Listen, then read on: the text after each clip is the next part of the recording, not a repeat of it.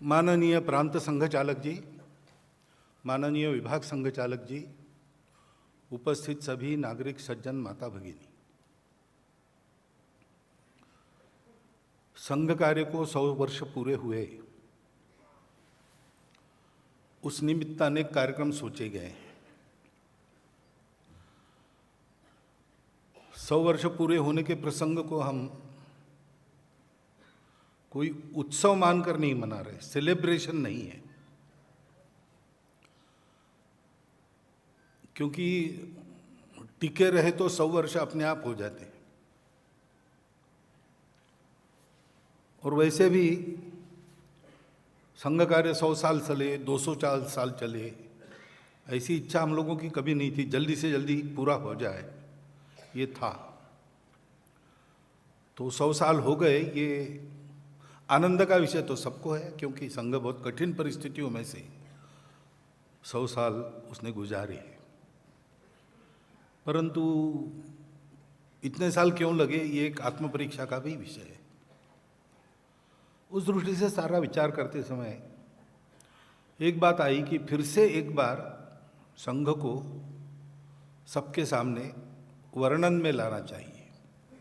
संघ के बारे में कथ्य बहुत चलते हैं, नैरेटिव्स बहुत चलते हैं,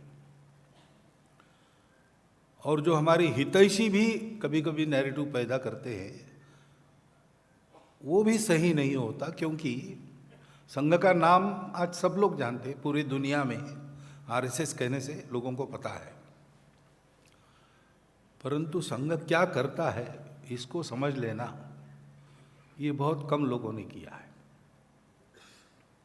वैसे वो कठिन भी है, क्योंकि किसी भी चीज़ को जानना है तो हम लोग, अंग्रेजी में कहते हैं फ्रॉम नोन टू अननोन, इस प्रक्रिया का उपयोग करते हैं। पहले जो उसके जैसा दूसरा हमको पता है उसको सामने रखना, उसके आधार पर इसको समझना। लेकिन जिन बातों के लिए उनके जैसा दूसरा नहीं है, वो कैसे समझे? गगनम गगनाकारम, सागरम सागरोपमा। गगन कैसा है? गगन के जितना दूसरा खाली विस्तार कोई है नहीं। तो नोन टू अननोन नहीं कर सकते। गगन गगन जैसा है, सागर सागर जैसा है। Ram Ravan your Yuddham, Ram Ravan your युव, Ram और रावण का जो युद्ध हुआ था उसके जैसा वही है। ऐसे संघ भी एकदम अनोखा काम है, अनोखी पद्धति से चला है। पूरे देश में एक साथ ऐसा काम भारत में थोड़ा बहुत तुलना उसकी तथागत बुद्ध की कार्य से कर सकते हैं, उसके बाद तो ऐसा नहीं चला है। और दुनिया में भी इसका सानी कोई नहीं है।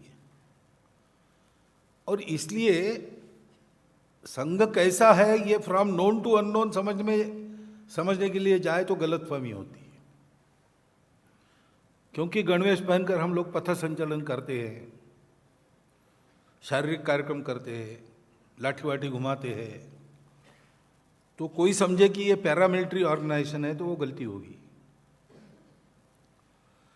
1,30,000 के ऊपर छोटे बड़े सेवा कार्य संघ के स्वयंसेवक बिना सरकार की सहायता लिए, समाज के सहयोग से, और जहाँ आवश्यक है वहाँ अपना पैसा, अपनी चमड़ी घिसकर, अपना दमड़ा खर्चा करके चलाते हैं। लेकिन संघ सर्विस ऑर्गेनाइजेशन नहीं है।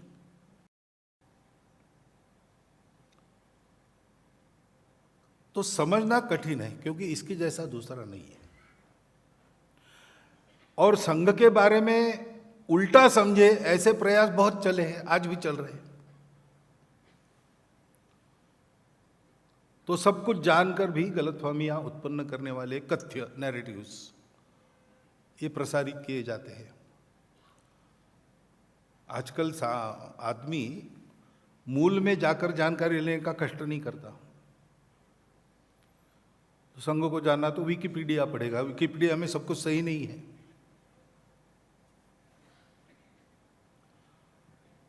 तो मूल स्रोतों पर जाकर जो जानेगा उसको पता चलेगा, लेकिन उतना कष्ट सब लोग नहीं करते। और इसलिए संघ के हितैषियों में भी और विरोधियों में भी संघ के बारे में गलतफहमियां भरपूर है, और इसलिए फिर एक बार सबको संघ के बारे में बताना चाहिए, ऐसा तय हुआ। अब देश के 4 प्रमुख शहरों में 2 व्याख्यान, उस पर प्रश्नोत्तर, ऐसा कार्यक्रम किया था। लेकिन समय इतना नहीं है, प्रवास पूरे देश में करना पड़ता है, तो ये उसमें बैठता नहीं है। तो इसलिए बाकी सब शहरों में केवल भाषण, ऐसी बात है। प्रश्नोत्तर का मौका मिलेगा फिर कभी। तो इसलिए आज का ये कार्यक्रम संघ को तथ्यात्मक रीति से जानने का प्रयास है, और इसमें आपके सामने जो मैं तथ्य रखूंगा वो आपको संघ के मत में परिवर्तित करने के लिए नहीं करूंगा। जो सही है, सत्य है, वो आपके सामने रखूंगा। संघ के बारे में क्या सोचना वो आप सोचेंगे, लेकिन जो भी आप सोचेंगे वो तथ्यों के आधार पर सोचेंगे। इतनी व्यवस्था आज के भाषण से होगी।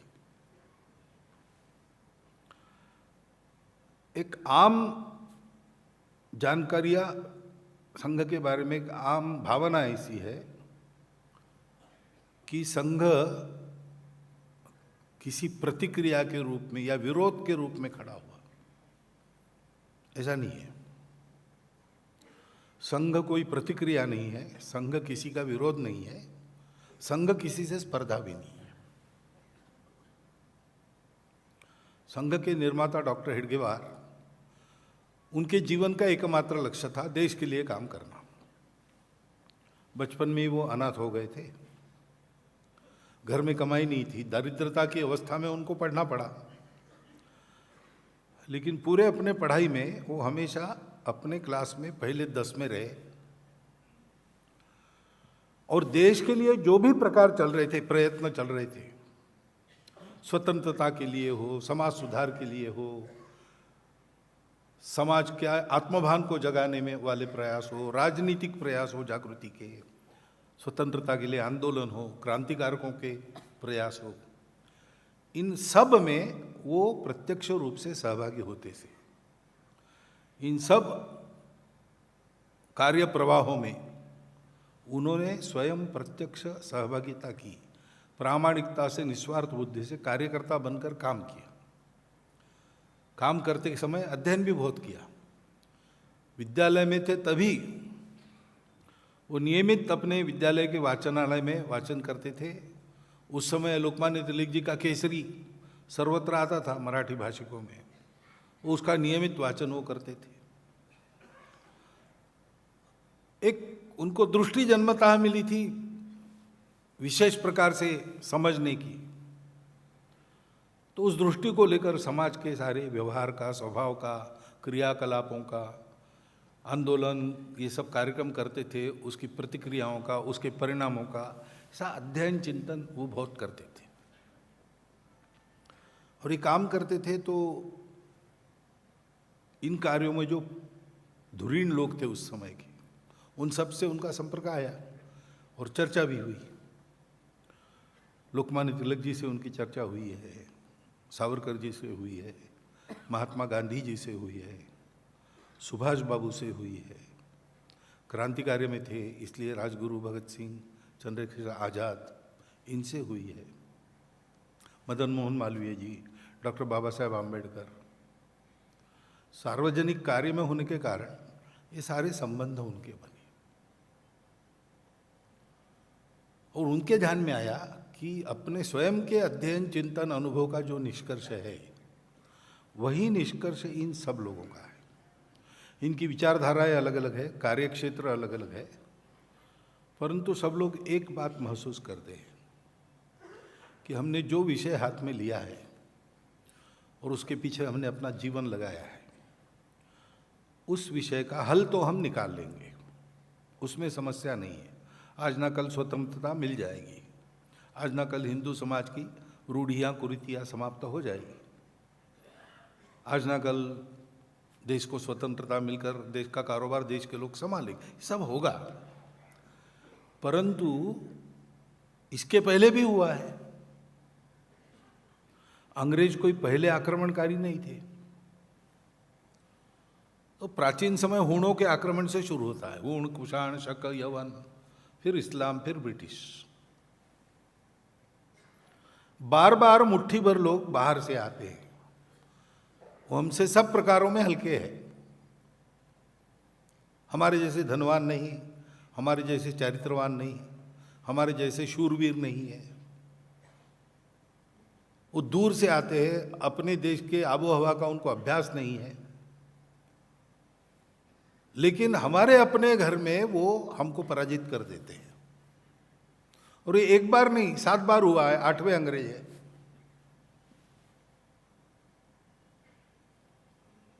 तो हम अब फिर से स्वतंत्रता लाएंगे, लेकिन वो सुरक्षित रहेगी इसकी क्या गारंटी है? विचार करना चाहिए कि कौन सी बातें हैं जिसके कारण ये बार बार होता है। और सबका एक समान मत ऐसा था कि अपने देश में स्वार्थ और भेद बहुत हो गए। देश के लिए एक होकर खड़ा रहने का अपना स्वभाव चला गया है कहीं। क्योंकि हम कौन है ये हम जानते नहीं।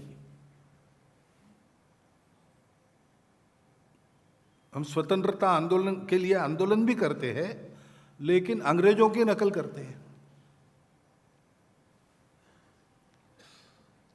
तो हमको हम कौन है ये पहचानना चाहिए, एक होना चाहिए, स्वार्थ छोड़ देना चाहिए, भेदों को तिलांजलि देनी चाहिए। तब समाज ऐसे अगर खड़ा रहेगा, समाज अपनी एकता और गुणवत्ता के आधार पर खड़ा रहेगा, तो इस देश का भाग्य सदा के लिए बदल जाएगा। ये काम किसी को करना चाहिए, हम नहीं कर सकते क्योंकि हमने अपना अपना विषय चुन लिया है। उसके पीछे जिंदगी खपा देने वाले हैं, खपाने की आवश्यकता है। लेकिन किसी न किसी को ये काम करना पड़ेगा, तब हमारे प्रयास सदा के लिए यशस्वी होंगे। मैंने जितने नाम लिए उन सब के व्याख्यान, भाषण, पुस्तकें आप पढ़ लीजिए, उसमें आपको ये सब मिल जाएगा। रविन्द्रनाथ ठाकुर का स्वदेशी समाज है, सुभाष बाबू के तरुणेर प्रश्न है, कई ऐसे सबके अपने अपने हैं।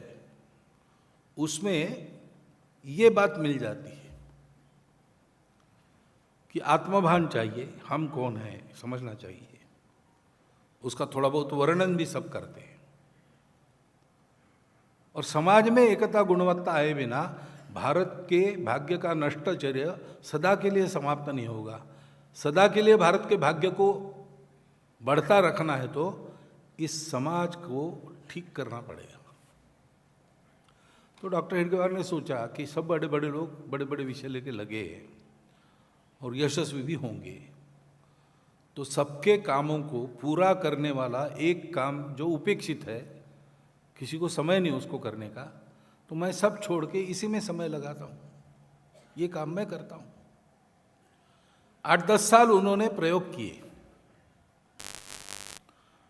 और प्रयोगों के अनुभव के आधार पर एक कार्य पद्धति निश्चित की जो इस समाज में एकता और गुणवत्ता उत्पन्न करेगी। ये करने के बाद उन्होंने संघ स्थापना की घोषणा की।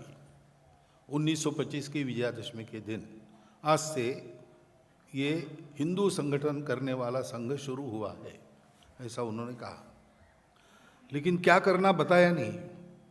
वो प्रयोग कर चुके थे, उनके मन में खाका तैयार था, उन्होंने नहीं बताया।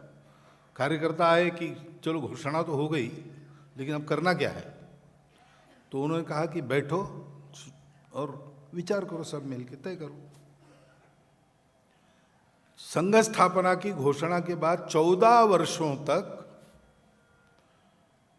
प्रयोग हुआ और अपने अपने अनुभव से सभी कार्यकर्ताओं को यही पद्धति है ये ध्यान में आया। तब इस पद्धति की निश्चिति संघ में हुई। संघ 1925 में शुरू हुआ, संघ की कार्यपद्धति पक्की 1939 में हुई। सिंधी में एक बैठक हुई, उस समय के प्रमुख कार्यकर्ता 7-8 लोग ही थे, संघ बहुत छोटा था। उन्होंने बैठकर इसको निश्चित किया। वो सदा संघ का व्यापार ऐसे ही चलता है, सब लोग मिलके तय करते हैं, सहमति बनने पर चलते हैं।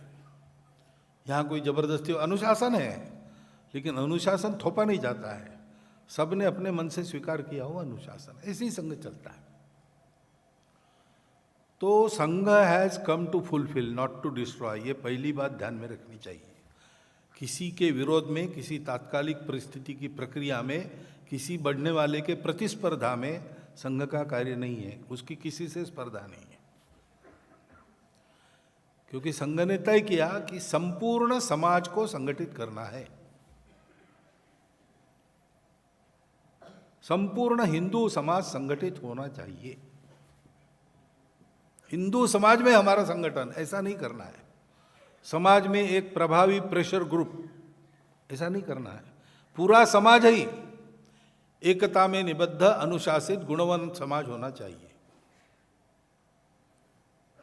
ऐसे हम कहते हैं तो फिर प्रश्न आता है, आप हिंदू क्यों कहते हैं, बाकी लोगों को क्यों छोड़ रहे हैं? तो एक अत्यंत प्राथमिक बात है कि हिंदू किसी को नहीं छोड़ता। हिंदू कहने से ही इंक्लूसिविटी जिसको कहते हैं, सर्वसमावेशकता, ये विशेषता उसकी ध्यान में आती है। हम ही सही, बाकी सब गलत, ऐसे हिंदू परंपरा में कभी नहीं है। हिंदू अलग नाम भी हिंदुओं ने नहीं लिया है, वो तो बाद में आया। इसलिए हमको कहते भी लोग, आप हिंदू हिंदू कर रहे, कहाँ है वेदों में हिंदू, रामायण में कहाँ हिंदू है? नहीं है, ये बात ठीक है, लेकिन वो जो सब कुछ है और आज तक चलता आया है, सभी भारतीय विचार, पंथ, तत्वज्ञान, इनका एक सामूहिक शब्द है हिंदू। वो प्रॉपर नाउन नहीं है, वो एडजेक्टिव है। वो क्वालिटी बताता है, भारत का स्वभाव बताता है। उस स्वभाव के लोगों को हिंदू कहता है। बाबर का आक्रमण हुआ तो पंजाब के एक शहर में उसका हमला हुआ, बहुत खून खराबा किया, बहुत अत्याचार हुआ। श्री गुरु नानक देव जी महाराज उस समय वहां उपस्थित थे और उन्होंने वर्णन किया है, खुरासान खसमाना किया, हिंदुस्तान डराया, इसे शुरू होता है वर्णन। काया कपट टुक टुक होसी वहाँ, और लोगों के शरीरों के अवयव कपड़े जैसे चिथड़े लहराते वैसे लहरा रहे थे, इतना नरसंहार हुआ। और आगे गुरु महाराज कहते हैं कि न मुसलमानों के महिलाओं की अस्मत बची, न हिंदू स्त्रियों का शील बचा। क्योंकि उस समय बाबर के आने के पहले सल्तनतें हो गई थी दिल्ली में, 11 शायद हो चुकी थी। तो मत परिवर्तन होके हिंदू समाज के लोग मुसलमान बने, ऐसे भी थे। बाबर ने सबको पीटा, सब पर अत्याचार किया। इसलिए दोनों का नाम वो लेते हैं, लेकिन नाम लेते समय देखिए कि मुसलमान ऐसे नाम लिया उन्होंने, तो उसका एक अर्थ निश्चित अर्थ है, पक्का है, जो केवल अल्लाह को मानता है और किसी को नहीं मानता, जो कुरान शरीफ के ही उपदेशों पर चलता है और जो मोहम्मद साहब को आखिरी पैगंबर मानता है, वही मुसलमान है। वो ये नहीं है तो आप मुसलमान नहीं है। तो एक सेट है, मैथमेटिकल सेट होता है ना, कुर्सी टेबल वगैरह फर्नीचर, ये सेट है। कुर्सी टेबल आम संतरा ऐसे नहीं हो सकता है, आम संतरा अलग सेट है। वैसे एक सेट है कि एक गुरु है या मैसेंजर है, एक पंथ है, एक पूजा है और एक किताब है। दूसरा शब्द उन्होंने प्रयोग किया हिंदू। इसमें तो एक पूजा है नहीं, एक पंथ है नहीं, एक गुरु है नहीं, एक ग्रंथ है नहीं। तो अलग अलग है ना, वैष्णव है, शाक्त है, शैव है, उस समय बौद्ध भी थे, जैन भी थे, सिख है, नाम नहीं आया था उस समय, लेकिन नानक जी का पंथ तो चला ही था। इन सब के अपने अपने गुरु, अपने अपने उपदेश, अपनी अपनी पूजा, अपना अपना तरीका, ये सब था। लेकिन इन सबको अलग अलग निर्देशित करने के बजाय गुरु महाराज जी ने सबको क्लब किया हिंदू। तो कौन सी समान विशेषता है इन सब में?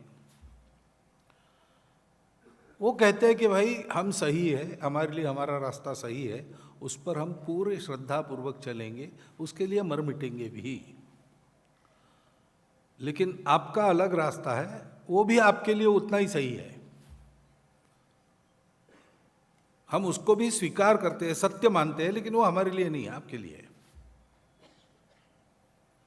इन रास्तों के लेकर झगड़ा मत करो। हम समाज के नाते एक समाज है, राष्ट्र के नाते एक समाज है, हम एक देश है। क्योंकि रास्ते अनेक होने के बाद भी जाना तो एक ही है। रुचि नाम वैचित्र्यात रुजु कुटिल नाना पथयुताम नृणाम एको गम्या। रुचि प्रकृति के भेद के अनुसार सही, सरल, टेढ़े मेढ़े, अच्छे, सुविधाजनक, कठिन, ऐसे सब प्रकार के रास्ते होते हैं, लेकिन सब रास्तों को जाना एक ही जगह है। नर आदमी को अनेक रास्तों से एक ही जगह जाना है। नृणाम एको गम्या त्वम असि, भगवान तुम ही हो। पयसाम अर्णव, जैसे पानी पड़ता है कहीं भी, अंत में सागर में जाता है, वैसे सब रास्ते एक ही जगह लेने वाले हैं। रास्ते अलग अलग है, सीधे सरल भी है, टेढ़े मेढ़े भी है, कठिन भी है, सरल भी है। मनुष्य अपने प्रकृति के अनुसार अपना रास्ता चुनता है, लेकिन जाने वाला एक ही जगह है, तो झगड़ा क्यों करना? मिलजुल कर रहना। पंथ संप्रदाय अपना अपना है, पक्का है, उस पर पक्के रहो। दूसरों के पंथ संप्रदायों का सम्मान करो, स्वीकार करो कि वो भी सत्य है। लेकिन धर्म हम सबका एक है। अब मैं धर्म बोल रहा हूँ, इसको कृपया रिलीजन मत मानना, पूजा मत मानना, खान पान, रीति रिवाज, पहनावा, ये मत मानना। धर्म शब्द का अर्थ इस सबसे अलग ऊपर है, और सब अपने भारत के पंथ संप्रदायों में धर्म शब्द है। सब लोग अपना अपना धर्म है ऐसा कहते हैं। वो भी गलत नहीं है, क्योंकि वो सब पंथ संप्रदाय भारत के धर्म के अनुसार चलते हैं। जिन पंथ संप्रदायों से धर्म छूट जाता है, उनका कष्ट मानवता को होता है। वो जो अनुशासन है, जो सबको जोड़ के रखता है, सबको ऊपर उठाता है, सबकी उन्नति एक साथ करता है, इहलोक में और परलोक में जिससे सुख प्राप्त होता है, जो शुरू में, बाद में, मध्य में, सदा सर्वदा, सर्वत्र सर्वथा सबके लिए आनंददायक होता है, दुखदायक कभी नहीं होता, जो सारे जीवन की धारणा करता है, ऐसा जो नियम है, ऐसा जो संतुलन है, ऐसा जो संयम है, अनुशासन है, उसको धर्म कहते हैं। स्वभाव है, धर्म है। पानी का धर्म बहना है, अग्नि का धर्म जलाना है, कर्तव्य है, धर्म है। पुत्र धर्म है, प्रजा धर्म है, राजा धर्म है। हम उपयोग करते हैं इन बातों का, इन शब्द, धर्म शब्द का उपयोग ऐसे ही करते हैं हम लोग। पूजा वगैरह के लिए भी हम धर्म शब्द का उपयोग करते हैं, लेकिन एक छोटा अंग है। मूल बात धर्म की ये है, धारणात् धर्म इत्याहु धर्मो धारयते प्रजा। जो जो उत्पन्न हुआ है उसकी धारणा करने वाला, उसको बिखरने न देने वाला, आपस में सद्भावना रखकर सब लोग एक साथ चले। अर्थ काम करने ही पड़ते हैं, लेकिन उसके अधीन न होते हुए धर्म के आधार पर मोक्ष की ओर चले। इसके लिए जीवन में जो संयम चाहिए, संतुलन चाहिए, वो धर्म है। तो हिंदू नाम इसलिए दिया गया कि हम लोग सब संप्रदायों को स्वीकार करते हैं, सम्मान करते हैं, अपने ऊपर श्रद्धा, अपना जो रास्ता है उस पर श्रद्धा रखकर चलते हैं और आपस में मिलजुल कर रहते हैं। ये विचार अन्यत्र नहीं है, ये केवल भारत का विचार है। और ये कंटेंट जब हम बोलते हैं तो भारत के लोग अन्य शब्दों का उपयोग भी कर सकते हैं, उनके मन में ये कंटेंट पक्का है, तो कहेंगे नहीं भाई हमको हिंदू मत कहो, हमको आप हिंदवी कह सकते हो। कहते मुसलमान बंधुओं में जाते हैं तो कहते हैं नहीं हिंदू नहीं, हम हिंदवी है, तो समानार्थी शब्द है। हम भारतीय है कहने वही है ना, भारत भी एक स्वभाव है, भारत भूगोल थोड़ी है केवल, भूगोल तो बदलते रहता है। 14 अगस्त रात्रि 12 बजे के पहले कराची में भी भारत था और लाहौर में भी भारत था। 16 अगस्त को क्या हो गया? हुआ तो कुछ नहीं, लोग भी वही है, जमीन भी वही है, वैसे ही है सब। कागज पर एक लकीर खींच दी और कह देगा कि अलग है। तो भारत क्या है? भारत तो एक स्वभाव है, उस स्वभाव का नाम, ये सब नाम है उसके। जब भारत का व्यक्ति कहता है कि हम भारतीय है, हिंदू नहीं है, हम ये है हिंदू नहीं है, तो उसके मन में धर्म पक्का है, उसको नहीं छोड़ता हो। उसको लगता है हिंदू कहने से आप कुछ लोगों को छोड़ रहे हो, इसलिए वो अपने आप को हिंदू नहीं कहता। वो एक बड़े मानवता के साथ जुड़ना चाहता है, वसुधैव कुटुंबकम का स्वभाव ध्यान में रखकर कहता है। परंतु हिंदू होने से हम सब लोग जुड़ सकते हैं, क्योंकि पंथ हमको जोड़ता नहीं है, वो अलग अलग है, भाषा अलग अलग है, जात पात सब अलग अलग है, सब अलग अलग है। एक क्या है? एक है भारत देश की भक्ति, वो सर्वत्र है। भारत पर संकट आता है तो हम सब लोग आपस में लड़ते रहते हैं, वो सब लड़ाई भूल के हम देश के लिए खड़े हो जाते हैं। आज भी ऐसे होता है। ये हमेशा होना चाहिए? नहीं होता है, ऐसा कुछ हुआ तो ही होता है। ये जो मैंने धर्म वगैरह बताया, उसके लिए जिन्होंने अपना बलिदान दिया, वो किसी भी पंथ के हो, किसी भी भाषा के, किसी भी प्रांत के, जाति के हो, सारा हिंदुस्तान उनको अपने पूर्वज मानता है, उनका गौरव मन में धारण करता है।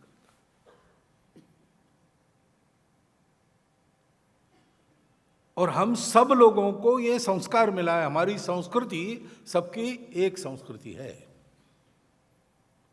एक संस्कृति, एक धर्म है, एक हमारा नारा, भारत देश हमारा, एक भारती की संतति हम, भारत माता के पुत्र, समान पूर्वजों के वंशज, और एक सांस्कृतिक स्वभाव है। अपना अपना स्वभाव होता है, वैसे समाज का जो स्वभाव होता है उसको संस्कृति कहते हैं। हम सबका एक है, वो हमको जोड़ते हैं। और इसलिए हम लोग कहते हैं कि हिंदुस्तान में 4 प्रकार के हिंदू है और कोई है नहीं हिंदुस्तान में। और मैं थोड़ी हिम्मत करके कहूँगा कि अखंड भारत में आज भी 4 प्रकार के हिंदू ही है।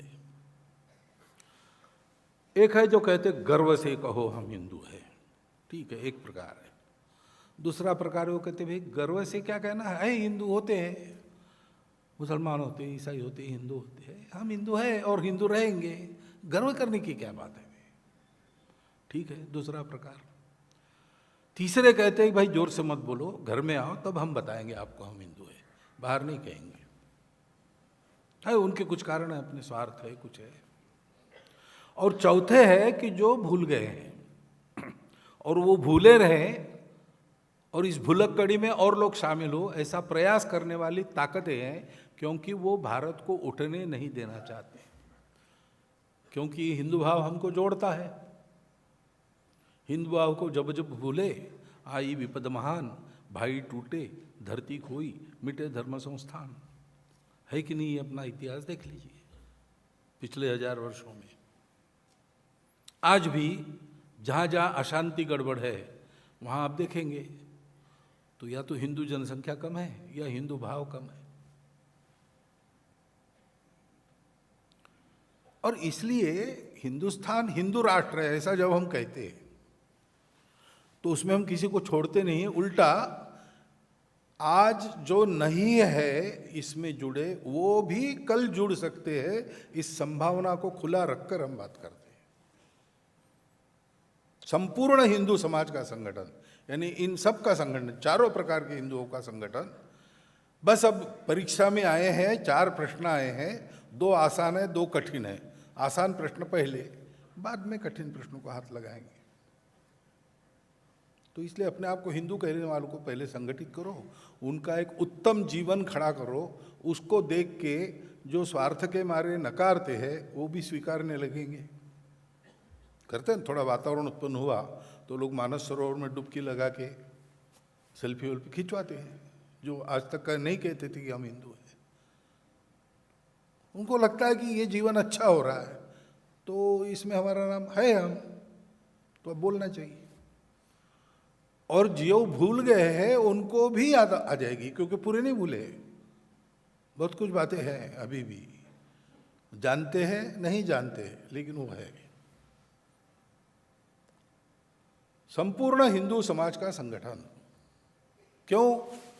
क्योंकि समाज ही देश का भाग्य निर्धारित करता है। नेता, नारा, नीति, पार्टी, अवतार, विचार, ये सब सहायक होते हैं।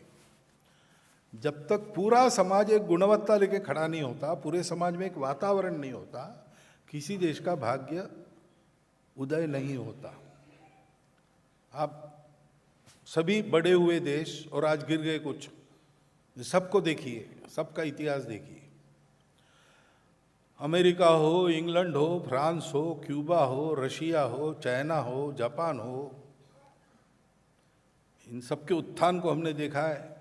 आज भी कोई टॉप देश है, वो कुछ थे अभी नीचे आ गए, तो उनके उत्थान पतन का विश्लेषण बहुत लोगों ने किया है, उनको पढ़िए तो एक बात आपको मिलती ही है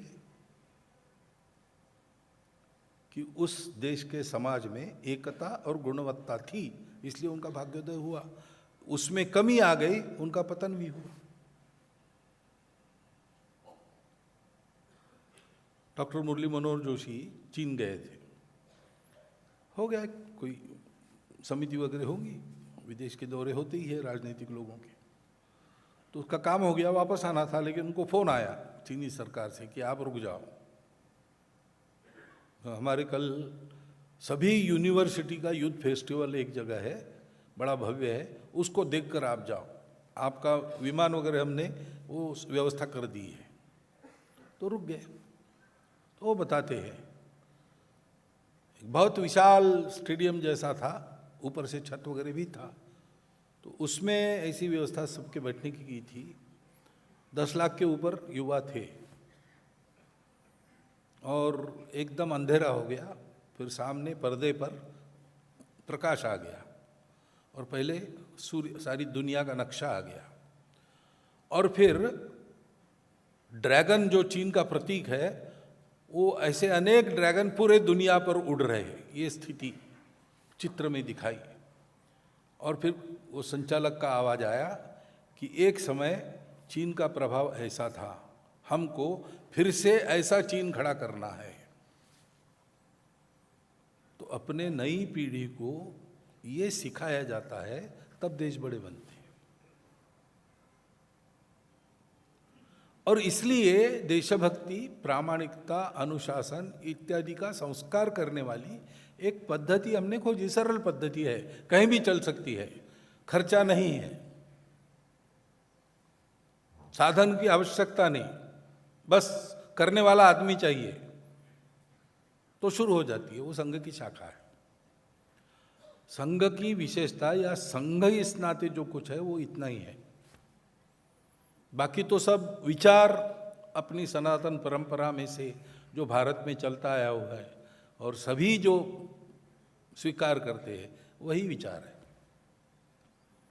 अपने परंपरागत ज्ञान का जो निधि है, चतुर्वेदा पुराणानि सर्वोपनिषदस्तथा रामायणं भारतंच गीता सद्दर्शनानि च जैनागमा त्रिपिटका गुरुग्रंथ सतांगिरा एष ज्ञान निधि श्रेष्ठ।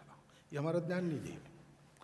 इसमें जो ज्ञान है उसी के आधार पर जो विचार समय समय पर यहाँ हुआ, उसी की कड़ी में ये विचार है। बात केवल इतनी नहीं है कि ऐसे लोगों को तैयार करने की व्यवस्था की, क्योंकि समाज को तैयार करना है तो समाज तो वातावरण में चलता है, एक एक आदमी नहीं बदलता, लेकिन कुछ लोग बदलते, उसके कारण एक फैशन बन जाता है। इमरजेंसी के पहले तो मैं कॉलेज में था, तो हिप्पी वाली फैशन थी, बाल खूब बढ़ाना और तेल नहीं लगाना वगैरह वगैरह सारी बातें। और पुरानी पीढ़ी बहुत दुखित थी और चिढ़ती भी थी, लेकिन लड़के मानते नहीं थे। तो जहाँ जाए वहाँ वैसे ही दिखते थे सब। वो तो इमरजेंसी शुरू हो गई तो एक ऐसे ही खफा पिताजी थे, वो इंस्पेक्टर थे, उन्होंने शहर के कॉलेज रोड पे पुलिस चौकी बिठाई और साइकिल पर जो जाते थे कॉलेज विद्यार्थी उनको उतारते थे, वहाँ 2-4 नाव बिठा के रखे थे, वो बड़े बाल वालों का सबका मुंडन कर देते थे। तो फैशन समाप्त हो गई, क्योंकि कुछ चल पड़ी, किसी ने फैशन चलाई तो चल गई, ऐसी बाधा आ गई तो रुक गई। समाज तो महाजनों को फॉलो करता है। यद्यदाचरति श्रेष्ठः तत्तदेवेतरो जनः स यत् प्रमाणम कुरुते लोकस्तदनुवर्तते। तो अपने देश के गांव-गांव में, हर मोहल्ले में, शहर के 10, 20, 30, 40, 50 ऐसे लोग हो जो समाज के साथ अच्छा संबंध रखते हो, समाज उनको मानता है क्योंकि वो प्रामाणिक है, निस्वार्थ बुद्धि और चारित्र्य संपन्नता उनके पास है और उनका जीवन समाज के लिए है, स्वार्थ के लिए नहीं। ऐसे शुद्ध चरित लोग अगर है तो उसको समाज मानता है, उसके अनुसार चलता है। ऐसे आदर्श बहुत है अपने पास, तो उत्पन्न करने की आवश्यकता नहीं, भगवान की दया है, मिलते ही है, परंपरा है हमारे यहाँ। सब प्रकार के समय में ऐसे लोग हुए हैं, लेकिन उनको हम महापुरुष कहते तो उनको उनकी जय जयकार करते, उनकी पूजा करते, जयंती पुण्यजी सब करते, उनके जैसा नहीं बनते। शिवाजी महाराज जैसे लोग चाहिए, लेकिन मेरे घर में नहीं पैदा होने चाहिए, ऐसा सोचते हैं। लेकिन अपने जैसा कोई है, 5 कदम आगे है, वो अगर कोई अच्छा काम कर रहा है तो भाई मेरे जैसा है तो मैं भी कर सकता हूं, हम उसके पीछे जाते हैं। आदर्श नहीं, उदाहरण चाहिए जगह जगह ऐसे। उसके कारण एक वातावरण उत्पन्न होता है जिसमें समाज का आचरण बदलता है। तो ऐसे कार्यकर्ताओं का देशव्यापी समूह तैयार करने की पद्धति वो संघ है। संघ की केवल शाखा है, संघ की केवल स्वयंसेवक है। अब ये स्वयंसेवक सब कुछ करते हैं, संघ नहीं करता। संघ केवल स्वयंसेवक निर्माण का काम करता है। संघ के स्वयंसेवकों को स्वतंत्रता है, संघ ने उनको तैयार किया है, अपनी गुणवत्ता लेकर वो अपनी रुचि क्षमता समय के अनुसार समाज में जाकर समाज की आवश्यकता को पूर्ण करने का काम करें। वो करते हैं, उनका स्वतंत्र अलग स्वायत्त काम खड़ा होता है। लोग कहते हैं वैसा कोई रिमोट और डायरेक्ट कंट्रोल संघ का उस पर नहीं रहता है, वो सब अलग स्वतंत्र स्वायत्त स्वावलंबी है। स्वयंसेवक पक्के हमारे हैं, उनको विचार हमने दिया है, उनका संस्कार हमने दिया है, एक लक्ष्य जीवन का उनको हमने दिया है। उससे बने उतना प्रामाणिक रहकर वहाँ वो काम करे ऐसी अपेक्षा है, और अपनी अपनी क्षमता के अनुसार स्वयंसेवक वैसा प्रयास करते। बाकी कंट्रोल की आवश्यकता भी नहीं है, उचित भी नहीं है। जिस क्षेत्र में जो है वो वहाँ की जानता है।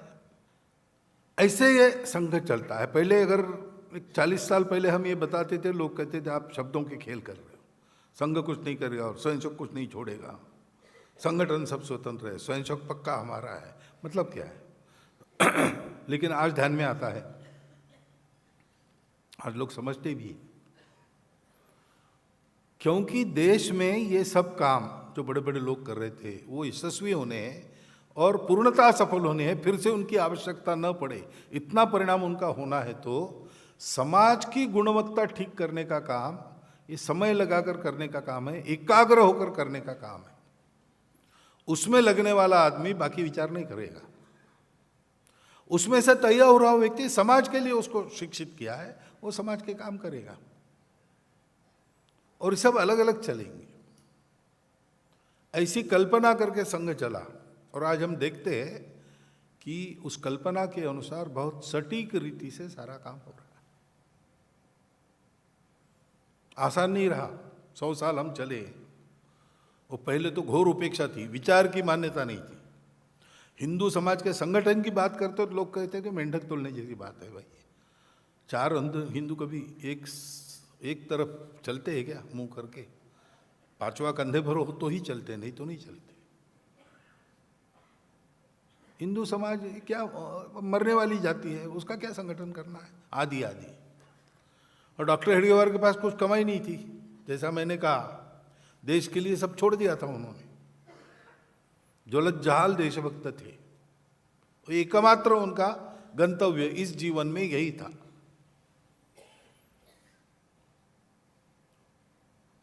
तो ऐसा चलना था, कोई सपोर्ट नहीं था, प्रचार का साधन नहीं था। सरकार तो हमेशा खिलाफ ही रही, अंग्रेज सरकार। कार्यकर्ता भी नहीं थे क्योंकि विचारधारा ही मान्य नहीं है समाज में। लेकिन अपने श्रद्धा विश्वास के आधार पर आत्मविश्वास पूर्वक उन्होंने इस कार्य का प्रारंभ किया। जैसा मैंने कहा कि 14 वर्ष कार्यकर्ताओं ने जांच पड़ताल करके उसकी कार्यपद्धति निश्चित की, आगे चले, उपेक्षा के बावजूद निराश नहीं हुए, क्योंकि एक श्रद्धा उनके साथ थी, ये हमारा हिंदू राष्ट्र है और इसको हमको परम वैभव संपन्न बनाना है। इसका उत्थान ये ईश्वरीय इच्छा है, हमारा ईश्वरीय कार्य है। इसी भावना से आज भी स्वयंसेवक काम कर रहे हैं। आगे चल के बड़ा घोर विरोध हुआ किसी स्वयंसेवी संगठन का, इतना विरोध दुनिया के इतिहास में ये पहला उदाहरण है। जो हो सकता है विरोध में वो सब हुआ है। अपप्रचार भी हुआ है, हमले हुए, हत्याएं हुई है, तरह तरह से दबाने का प्रयास हुआ है। पहले होता था, उसके परिणाम होते थे, आजकल होता है लेकिन उसका परिणाम धीरे धीरे फीका पड़ रहा है। लेकिन ऐसी अवस्था में भी अपना सब कुछ दांव पर लगाकर स्वयंसेवकों ने काम किया। मिलता तो कुछ है नहीं संघ में, मिलना जुलना कुछ नहीं है। लोग पूछते संघ में आके क्या मिलेगा, मैं कहता हूँ मिलेगा कुछ नहीं, तुम्हारे पास जो है वो भी चला जाएगा। हिम्मत है तो करो, ये हिम्मत वालों का काम है। उस हिम्मत से स्वयंसेवकों ने काम किया, अभाव में काम किया। संघ की कार्य पद्धति में तय हुआ कि संघ चलाने के लिए बाहर से पैसा नहीं लेना किसी से। बाहर देश तो छोड़ो, समाज में भी किसी से पैसा नहीं लेना। संघ चलाना तो संघ के स्वयंसेवक चलाएंगे। संघ के स्वयंसेवक साल में एक बार गुरु दक्षिणा समर्पण करते, दान नहीं देते, चंदा नहीं करते, वो समर्पण करते। कितना मैं तैयार हुआ हूँ देश के लिए, इसकी कसौटी उसका एक प्रकार है कि अपने खर्चे में कुछ कम करके कितना बचा के मैं दे सकता हूँ, ऐसा वो करते हैं। कोई फिर साल भर चाय छोड़ देता है, उसका पैसा बचे उसके करता है। संघ की शाखा में कोई विद्यार्थी आता है, उसको भी हम कहते हैं कि मांग के गुरुदक्षिणा करना ये ठीक नहीं है, बचा के करो। तो थोड़ा अपने को पिंच होना चाहिए कि हमने दिया, ऐसी गुरुदक्षिणा वो करते हैं, उस पर संघ चलता है। पहले तो संघ छोटा था, इसलिए दरिद्री थे हम, तो प्रचारकों को साइकिल चलानी पड़ती थी। कार्यकर्ता जैसे तैसे टिकट का जुगाड़ करके प्रवास करते थे, कभी भोजन मिलता था, नहीं मिलता था, कई प्रकार के कष्ट सहन किए।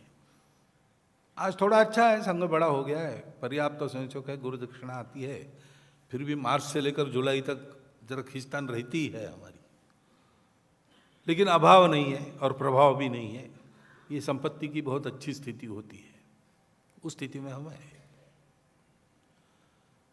सब प्रकार का अभाव, विरोध सब सहन करके स्वयंसेवकों ने कार्य को आगे बढ़ाया। और आज हम देखते हैं कि आप सबका स्नेह मिलता है, विश्वास है आप लोगों का। अब हमारी लोग सुनने लगे हैं, हम कहते थोड़ा थोड़ा वैसा करने भी लगे। वैसे तो हम अगर इसमें अपने आप को धन्य मान ले, इसे धन्य मान भी सकते हैं ना, इतनी कठिन परिस्थिति में 100 साल इतना अच्छा काम, उसकी प्रकृति बदलने न देते हुए बिल्कुल वैसा का वैसा आगे बढ़ाया हमने, तो पीठ थपथपाने की बात है। लेकिन अपनी पीठ थपथपा लेने के लिए संघ नहीं चला है। जो हमने कहा कि अपने देश को परम वैभव संपन्न बनाने के लिए, अपने देश को अपना देश रखकर भारत को भारत रहते हुए बड़ा बनाने के लिए विजेत्री चन संहता कार्य शक्ति विधायास्य धर्मस्य संरक्षणम, संपूर्ण समाज की संगठित शक्ति के बल पर अपने धर्म का संरक्षण करते हुए राष्ट्र को परम वैभव संपन्न बनाने के लिए संघ है।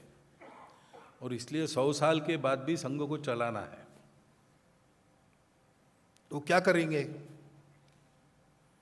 तो एक तो बात है कि संपूर्ण समाज का संगठन करना है, वो अभी बाकी है। दुनिया का सबसे बड़ा अनुशासित संगठन वगैरह कहते होगा, लेकिन अभी भारत के लिए पर्याप्त नहीं है। 60 लाख हम मानते हैं हमारे स्वयंसेवक, और 142 करोड़ का समाज है।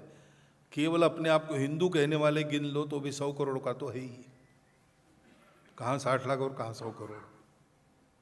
6.25 लाख गांव है। अभी शताब्दी वर्ष के पश्चात हम 1.25 लाख तक पहुँचेंगे, बाकी जगह पहुँचना है। शहर की 10-10 हज़ार की बस्तियाँ हम कहते हैं, तो बस्तियाँ लगभग 50,000 है। हम आधों में पहुँचे, आधे में नहीं पहुँचे, वहाँ पहुँचना है। ये सब करना है, क्योंकि जो संस्कार संघ की शाखा में मिलता है वो देने वाली व्यवस्था नहीं है। पहले थी, हम सबके अपनी परंपराओं में ये व्यवस्था थी, लेकिन आज परंपरा ही टूट गई है। इसलिए अलग से संस्कार देने वाला ये काम करना पड़ता है, और ऐसा काम दूसरा नहीं है। अभी अपने देश के भी अच्छे अच्छे लोग, अच्छे अच्छे संगठन चलाने वाले, बड़े बड़े पंथ संप्रदायों के आचार्य संत महात्मा आते हैं। देश विदेश के लोग भी आते हैं, अमेरिकन्स आते हैं, यूरोपियंस आते हैं, अफ्रीकन्स आते हैं, ऑस्ट्रेलियंस। वो संघ को देखते हैं। देखने के बाद उनका एक प्रश्न रहता है सबका समान अंत में, कि हम अपने जवान लोगों को ऐसा बनाना चाहते हैं, आप हमको ट्रेन करेंगे क्या? क्योंकि पद्धति उनके पास नहीं है, एकमात्र है। इसलिए इसको पहुंचाना गांव गांव घर घर तक, संघ का विस्तार, संघ का दृढ़ीकरण, ये पहली बात है। दूसरी बात है कि ये काम पहले ये होगा बाद में वो होगा, ऐसे नहीं चलते क्रम से, ये साथ साथ चलते हैं। कोई हवा में जहाज उड़ता है, हवाई जहाज, तो पहले दरवाजा बंद होता है, फिर इंजन शुरू होते हैं, फिर रनवे पर टैक्सी करता है प्लेन, फिर उड़ने लगता है, तो और कुछ सिस्टम शुरू हो जाती है। पहले ये हो बाद में वो, ऐसा नहीं, साथ साथ शुरू होता है और साथ साथ सब चलते रहता है। फिर से विमान उतरकर जब तक वो दरवाजा खुलता नहीं, तब तक ये सब शुरू रहता है। ऐसे और एक बात साथ में ही है कि हम कर रहे, तो आपके मन में एक प्रश्न आया होगा वर्णन सुनकर कि 100 साल में आपने इतना ही किया, तो और कितने साल रहेंगे? यानी 300 साल लगेंगे क्या? तब तक हम रहेंगे क्या? तो ऐसा नहीं है। संघ ये जानता है कि भलाई के रास्ते पर समाज को चलाने का काम करने वाला केवल संघ नहीं है, बहुत लोग हैं। अपने समाज में जितना बुरा होता है, ऐसा हम कहते हैं, लोग जानते हैं, उससे कम से कम 40 गुना ज़्यादा अच्छा हो रहा है, उसको जानते नहीं है। अपने समाज में ये सज्जन शक्ति है, और ये गरीब से गरीब व्यक्ति को लेकर अमीर से अमीर व्यक्ति तक, निरे अनपढ़ लोगों से लेकर तो उच्च विद्या विभूषित लोगों तक, सब भाषाओं में, सब प्रांतों में, सब संप्रदायों में, सब जातियों में ये सज्जन शक्ति है। घर का खाकर समाज का काम करने वाले लोग, अरबोपतियों से लेकर तो कफल्लक आदमी तक, सब में मिलते हैं। इसी के लिए तो चल रहा है। बस इन लोगों को ये पता होना चाहिए कि हम अकेले नहीं हैं, ऐसे और लोग हैं, तो उनका हौसला रहेगा और उत्साह से काम करेंगे।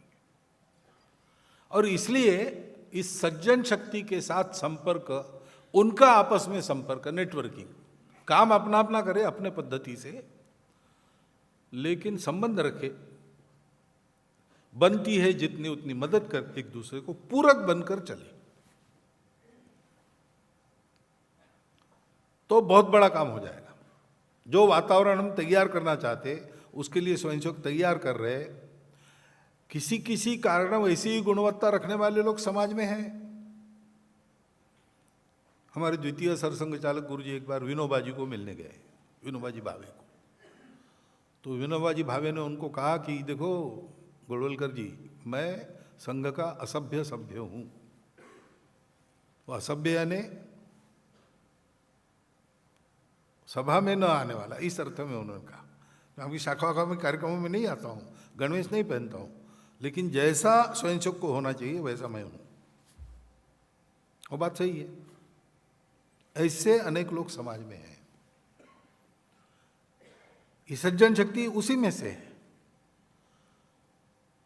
तो ये केवल जुड़ जाए बस और पूरक बन जाए, तो समाज में जो वातावरण खड़ा होगा उसमें समाज के आचरण का परिवर्तन होगा। और आचरण का परिवर्तन हो ऐसा एक सरल कार्यक्रम हम लोग अपने में प्रयोग कर रहे हैं और समाज को देने वाले हैं। आपने उसको सुना होगा, उसको पंच परिवर्तन ऐसा हम नाम दे रहे हैं। 5 बातें करनी है, 5 पहले हैं जो हर व्यक्ति कर सकता है। कोई समय और खर्चा अधिक करने की आवश्यकता नहीं, जो कर रहे हो उसी में। सब परिवार कर सकते, सब कुटुंब कर सकते, सब कर सकते। पहली बात है कि कुटुंबों ने ये सामाजिक समरसता। तो भाषण बहुत होते, कार्यक्रम भी बहुत होते, लेकिन करना यानी क्या करना? तो जितने प्रकार के हिंदू माने जाते हैं लोगों के द्वारा, हम तो सबको एक मानते हैं, लेकिन समाज की देखने की दृष्टि है तो उसमें जात पात पंथ संप्रदाय सब। तो अपने कार्य क्षेत्र में, अपने संचार के क्षेत्र में ऐसे जितने प्रकार है उन सब में मेरे अपने मित्र बनाना, मेरे कुटुंब के मित्र कुटुंब बनाना, मित्रों का कुटुंबों का जैसे आना जाना उठना बैठना खाना पीना सुख दुख में भाग दौड़ साथ चलती है वैसे ही करना। ये अपने करने की बात है, इसमें कोई खर्चा करना नहीं है, बस थोड़ा जाकर बात करनी है, परिचय करना है, आना जाना रखना है।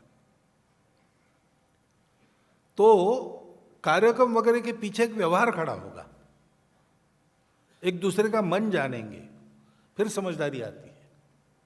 एक बहुत बड़ा सद्भावना का वातावरण उससे उत्पन्न हो। और जब ऐसा वातावरण पक्का बन गया अपने स्थान पर, तो समझा बुझाकर लोगों को इसके लिए तैयार करना कि मंदिर पानी स्मशान बनाने वाले तो होते, अमुक जाति का स्मशान, अमुक इनका मंदिर ऐसे बनता है, लेकिन खुला सबके लिए रहे, उसमें भेदभाव नहीं होना चाहिए। ये अगर कर सकते तो वो करें। तो भाषण कार्यक्रमों के बजाय प्रत्यक्ष काम इस क्षेत्र में होगा। हमारे स्वयंसेवकों ने शुरू किया है, हम आपके पास भी आएंगे, लेकिन हमारे लिए रुकने की आवश्यकता नहीं, हम सब कर सकते हैं। ऐसे ही आजकल हम चिल्लाते हैं व्यसन हो रहे, ऐसा हो रहा है, आत्महत्याएं कर रहे हैं, 12वीं फेल होते आत्महत्या करते, ये होता है वो होता है। ये सब बच्चों का जीवन, बच्चों का संस्कार, इसको ठीक करना है तो घर से ही प्रारंभ करना पड़ेगा ना, वही तो बनता है सब। 12 साल के बाद बाहर का एक्सपोजर है, 12 साल तक घर में कुटुंब में व्यक्ति सीखता है। कुटुंब अपने समाज का यूनिट है, अपने समाज का यूनिट व्यक्ति नहीं है, अपने समाज का यूनिट फैमिली है।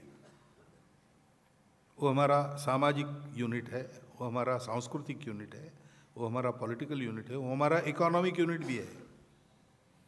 इसलिए दुनिया में चढ़ाव उतार जो होते हैं आर्थिक स्थिति में, हम पर परिणाम कम होता है, क्योंकि हमारी अर्थव्यवस्था परिवारों में है, हमारी बचत परिवारों में है, हमारा काम करने वाला, प्रोड्यूस करने वाला आदमी परिवार उद्योग ऐसे चलता है। तो उस परिवार में सामाजिक संस्कार भी होता है, समाज में कैसे रहना, ईगो मैनेजमेंट कैसे करना, अपने चाहत पर संयम कैसे रखना ताकि परिवार के सब लोग ठीक रहे, ये सब सीखते हैं हम परिवार में। इसलिए हफ्ते में एक दिन तय करके घर के सब लोगों ने घर में रहना, शाम के समय निश्चित समय पर। सब ने रहना, दूध पीता बच्चा भी रहेगा और बड़ा बुजुर्ग भी घर में रहेगा। सब घर में है, श्रद्धानुसार भजन करना, जो जो अपने परिवार की श्रद्धा है उसके अनुसार करना। बाद में घर में बनाया हुआ भोजन बिना मीन मेख निकाले घर में करना। एक आध बार पिज्ज़ा विज़्ज़ा बाहर से बुला लिया, एक आध बार ठीक है, लेकिन उस दिन घर में बनाया हुआ मातृहस्त भोजन वो करना। उसके बाद 3-4 घंटा गपशप करना सब ने मिल के, कोई हुक्म नहीं देना, कोई नियम नहीं बनाना, चर्चा करना और जो सहमति बनती है वो लागू करना। विषय है 3। पहला है अपना परिवार, अपना कुल क्या है, उस कुल की रीति क्या है, आज के समय में उस रीति में सही क्या है, वो हम में है कि नहीं, और अपने कुल की कीर्ति को कलंक बने ऐसी कुछ बात हम में है क्या, वो बाहर कैसी जाएगी। चर्चा करके जो सहमति बनेगी वो लागू करना। दूसरी बात है कि हम भारत देश के हैं, तो भारत की परंपरा क्या है, भारत की संस्कृति क्या है, भारत के रीति रिवाजों में, परंपरा में आज जो ठीक है वो क्या है, वो हम में है कि नहीं। और विपरीत कुछ है, उल्टा गड़बड़ करने वाला कुछ है, तो वो कैसे जाएगा। हमारे घर में माइकल जैक्सन का फोटो होना चाहिए कि विवेकानंदों का फोटो होना चाहिए। हम विचार करेंगे तो उत्तर यही आएगा, विवेकानंद वो है कि नहीं। और दूसरे फूहड़ फोटो अगर है तो निकलेंगे कि नहीं। सहमति बनाना, लागू करना। सब बोलेंगे, नई पीढ़ी बोलेगी और प्रश्न भी पूछेगी, उत्तर देने की तैयारी चाहिए। और तीसरा विषय है, रोज मैं अपने लिए काम करता हूं, अपने परिवार के लिए काम करता हूं, पैसा और समय दोनों खर्चा करता हूं, दोनों के लिए। लेकिन जिसके कारण हम दोनों हैं वो अपना समाज, उसके लिए रोज कितना समय देता हूं और पैसा कितना बाजू रखता हूं, रोज खर्चा करता हूं अथवा हफ्ते में, महीने में, एक मुश्त जो भी, लेकिन रोज का कितना बाजू रखता हूं। कायदे से तो 1/3 हो गया ना। मुझे अपनी चिंता करनी है, अपने परिवार की चिंता करनी है, अपने समाज की चिंता करनी है। सब लोग कुछ कर सकते हैं, छोटा मोटा तय करना, लागू करना। इन 3 विषयों की चर्चा हफ्ते में एक दिन सबने बैठकर करना, जो सहमति बनती है वो लागू करना। और ऐसा चल पड़ा, 2-3-4 महीने में चल पड़ेगा। तो अनुभव है, इसलिए बता रहा हूं। बहुत अच्छा वातावरण परिवार का बनता है, संवाद शुरू होता है, जो बंद है आजकल, माता पिता और बच्चों का संवाद नहीं, वो शुरू हो जाता है। उतने समय मोबाइल, टीवी बंद करके रखना। 2-3 महीने चल पड़ने के बाद पड़ोसियों को बुलाना, एक आध दिन, आइए हम क्या कर रहे हैं देखिए, आपको अच्छा लगा तो आप भी करिए। इसको हम कहते हैं कुटुंब प्रबोधन। तीसरा है पर्यावरण। आसान चीज है, हम कर सकते हैं। आंदोलन करना एक बात है, लेकिन अपने घर से शुरू करना। भाई पानी बचाओ, पेड़ लगाओ, प्लास्टिक हटाओ। टपकता है नल, कितना पानी खर्चा होता है। गर्मी के दिनों में ठंडे शॉवर के नीचे 1 घंटा रहते हैं हम, पानी खर्चा होता है, 15 मिनट में हो सकता है। छोटी छोटी बातों में पानी बचाना, जल संधारण करना, वाटर हार्वेस्टेशन करना। शहर में हम लोग हैं, यहाँ हो सकता है, देहातों में भी हो सकता है।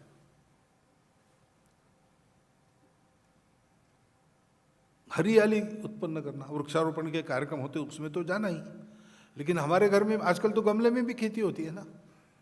यहाँ हमारे भोपाल के संविदा कार्यालय में छत पर सब्जी उगाते हैं।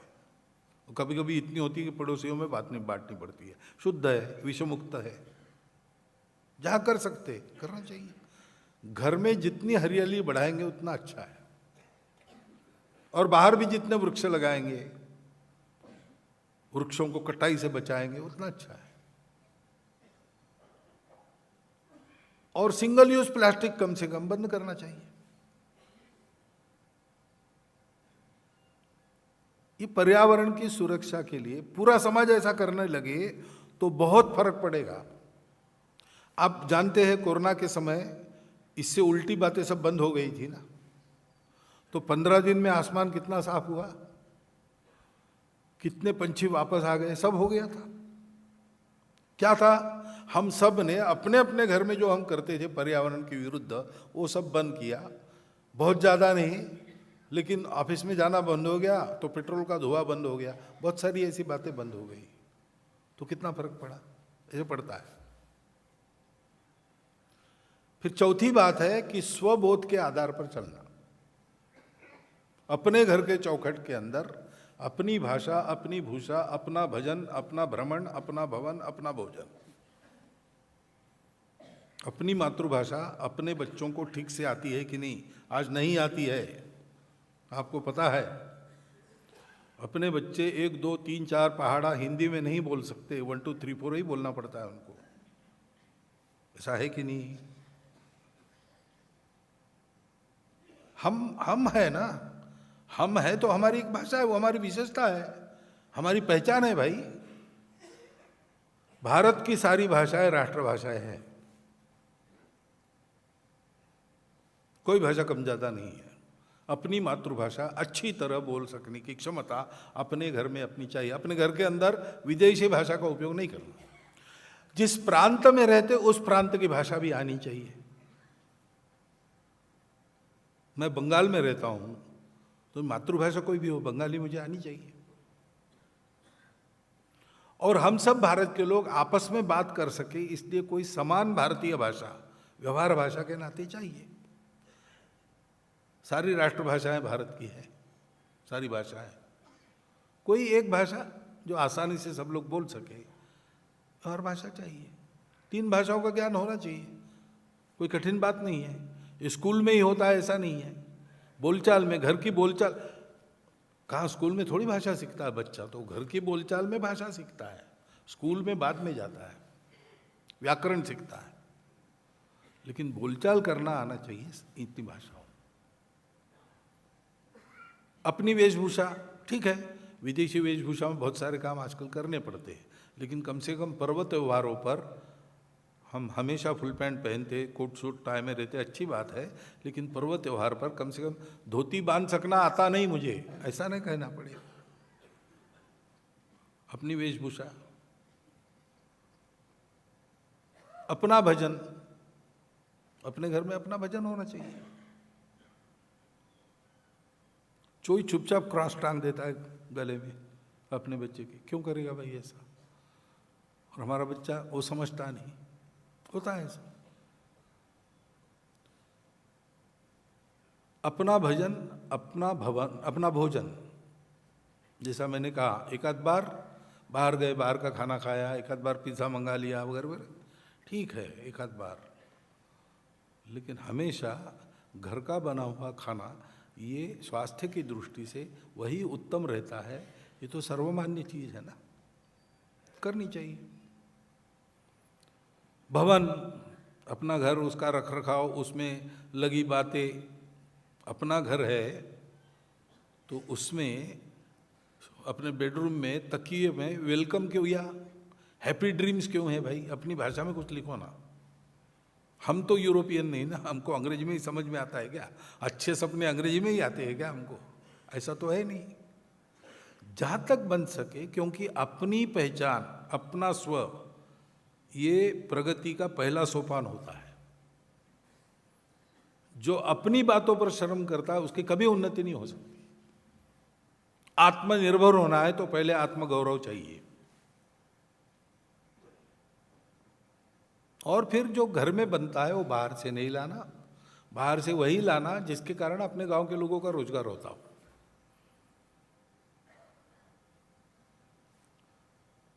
जो अपने देश का रोजगार है उसको मार के विदेश से नहीं लाना कुछ। बिना विदेशी चीजों से काम चल सकता है, और नहीं चल सकता है ऐसी कोई चीज है, जीवन आवश्यक वस्तु या औषधि है, बाहर ही बनती है, तो हम लेंगे, लेकिन अपनी शर्तों पर लेंगे। अंतर्राष्ट्रीय व्यापार चलेगा, स्वदेशी का मतलब संबंध तोड़ दो, ऐसा नहीं है। ये तो चलता है, उसमें लेन देन भी चलती है, उसमें विदेशी आयात भी करनी पड़ती है, तब अपनी निर्यात होती है। लेकिन वो करते समय हम किसी से दबेंगे नहीं, मजबूरी में नहीं कुछ करेंगे, टैरिफ लगा देंगे इसलिए डर के कुछ नहीं करेंगे, अपनी शर्तों पर लेंगे, अपनी शर्तों पर। ये स्वदेशी स्वगौरव के आधार पर जीवन जीना शुरू करना है समाज में, क्योंकि बहुत बड़ा गुलामी का परिणाम अपने मनों पर है, उससे बाहर आना पड़ेगा, डीकॉलोनाइज होना पड़ेगा। ये सब जो लक्षण है ये कॉलोनाइजेशन के लक्षण है। राजनीतिक गुलामी चली गई, मानसिक गुलामी अभी है थोड़ी थोड़ी, उसको निकालना पड़ेगा। और आखिरी है कि अपने देश में कानून है, संविधान है, उसका पालन करना। संविधान के 4 प्रकरण हैं: प्रस्तावना, नागरिक कर्तव्य, नागरिक अधिकार और मार्गदर्शक तत्व। ये हम सबको मालूम चाहिए, घर में भी बीच बीच में बतानी चाहिए, क्योंकि परंपरा से हमारी जो विचार प्रणाली है, हम भारत के लोग जिस स्वभाव के अधीन होकर विचार करते हैं, उसी स्वभाव के अधीन होकर भारत के लोगों ने भारत के लोगों के लिए बनाया हुआ वो संविधान है। हम भारत के लोग, उन्होंने स्वीकार किया है। वो एक तरह से हमारा धर्म आज के काल सुसंगत परिभाषा में हमारे सामने रखा गया है। उसका पालन सबने करना चाहिए। उसके तहत जो नियम बनते हैं, टैक्स भरना, समय पर भरना, बिल समय पर भरना, लाल बत्ती नहीं तोड़ना, नियम तोड़ के बात नहीं करना कुछ भी। और कुछ अलिखित नियम भी है जो कानून तो है नहीं। आप किसी बड़े को झुककर नमस्कार नहीं करोगे तो कोई कार्रवाई नहीं होगी, कोई गुनाह नहीं है, आपको सजा नहीं होगी।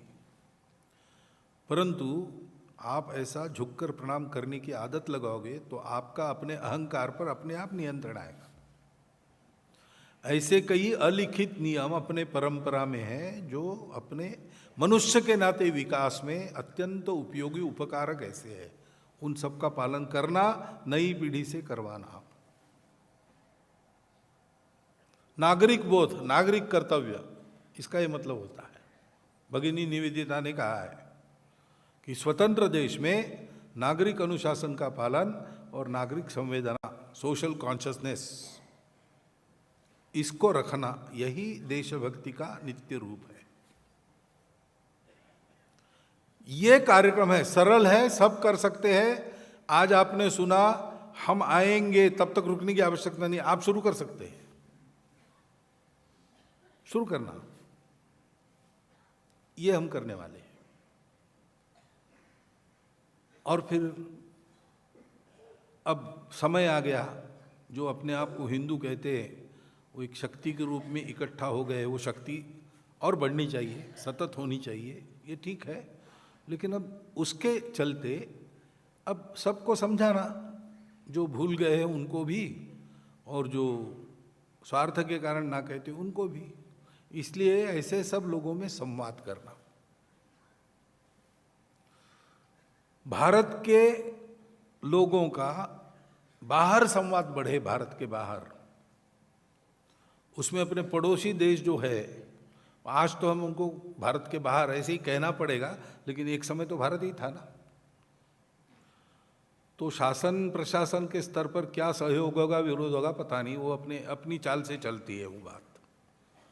लेकिन लोग तो अलग नहीं हैं।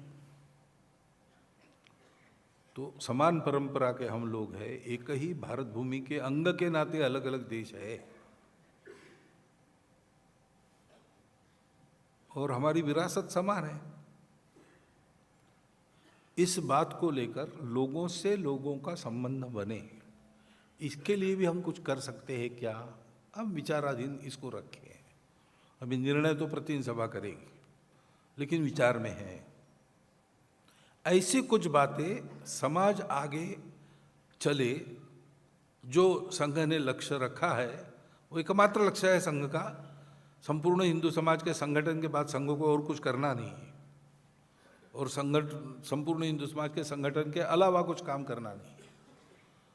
तो पूरा करने के लिए 100 साल होने के बाद ये काम और अधिक गति से जल्दी पूरा हो, इसलिए भविष्य के लिए ऐसी कुछ बातें अभी सोच में है।